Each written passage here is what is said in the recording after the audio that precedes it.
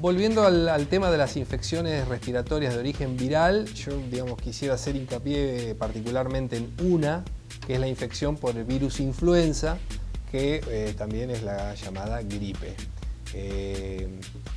Debo aclarar que si bien la gente le llama gripe a cualquier cuadro de catarro que tiene, la infección por el virus de influenza, es decir, la verdadera gripe, es un cuadro clínico muy característico que tiene, que da lugar a síntomas como fiebre muchas veces muy intensa, de rápida instalación, dolores musculares y dolores articulares muy intensos, una sensación de cansancio y abatimiento que muchas veces a uno le impide salir de la cama, es decir, no se puede mantener ni parado.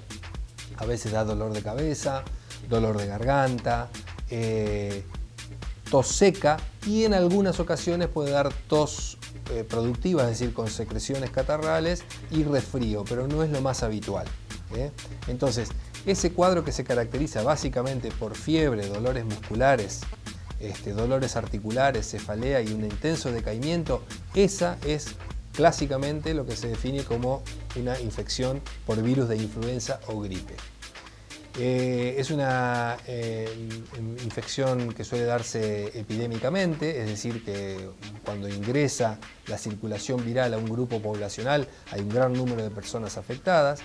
Y bueno, ya tuvimos experiencia en el año 2009 con la pandemia, de que esta es una infección que muchas veces es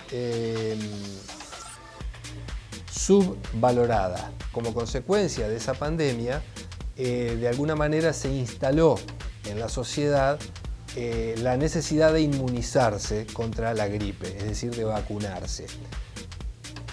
Esto que ya desde mediados de la década del 90, por lo menos en la Argentina, se empezaron a desarrollar intensas campañas de promoción de vacunación antigripal, con bastante pocos resultados y bastante resistencia de cierto grupo de la población y de cierto grupo de médicos a utilizar ese tipo de vacuna.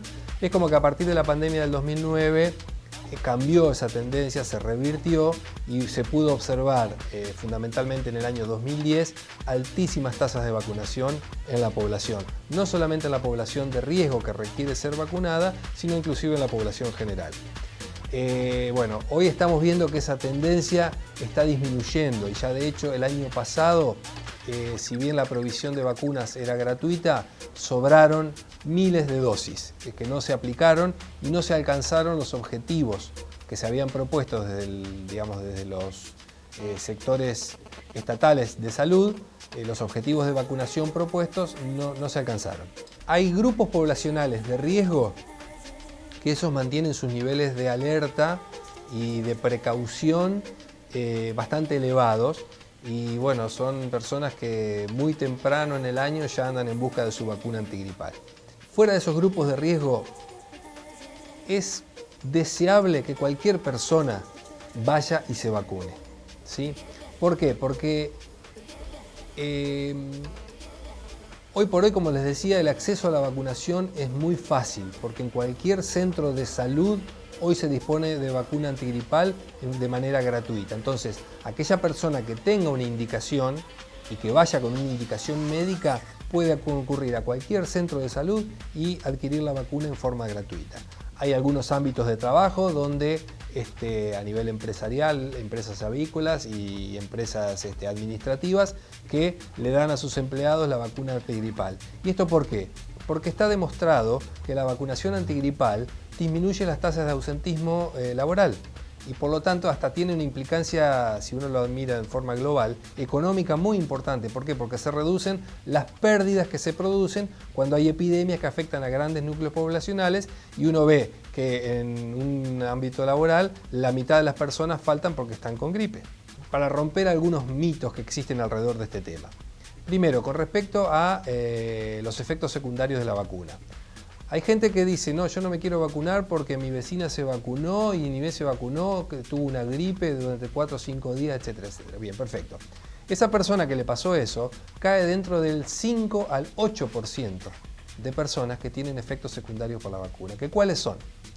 Dolor en el sitio de inyección, inflamación del brazo, del hombro donde se aplica la vacuna, un cuadro febril que puede durar 24 a 48 horas, o un cuadro de tipo gripal, con fiebre, con cefaleas, con dolores musculares leves, que dura 24 a 48 horas y que se produce al día siguiente o a los 2 días de haberse aplicado la vacuna. ¿Sí? Eso afecta al 5 al 8% de las personas que se vacunan. Entonces, ¿qué pasa? Yo, por ejemplo, que dado mi especialidad, veo muchos pacientes respiratorios y, digamos, indico vacunación antigripal a una enorme cantidad de personas. Yo les puedo asegurar que el 90% de las personas que reciben la vacuna antigripal, por lo menos los que yo se le indico, no tienen ningún efecto secundario, ni siquiera dolor en el sitio donde se aplicaron la vacuna. Entonces, lógico, nosotros vamos a escuchar a la persona que se queja, es decir, aquel que tuvo un problema dice, no, yo me apliqué la vacuna, escuchamos a ese. Ahora, aquel que se vacunó y que no le pasó nada, no anda diciendo, yo me vacuné y no tuve ningún efecto secundario. Entonces, claro, la transmisibilidad de la mala experiencia es muy superior a la, digamos, de un pequeño grupo de personas, es muy superior a lo bien o la falta de efectos secundarios o efectos adversos que tiene la vacuna en la enorme mayoría de las personas que la reciben.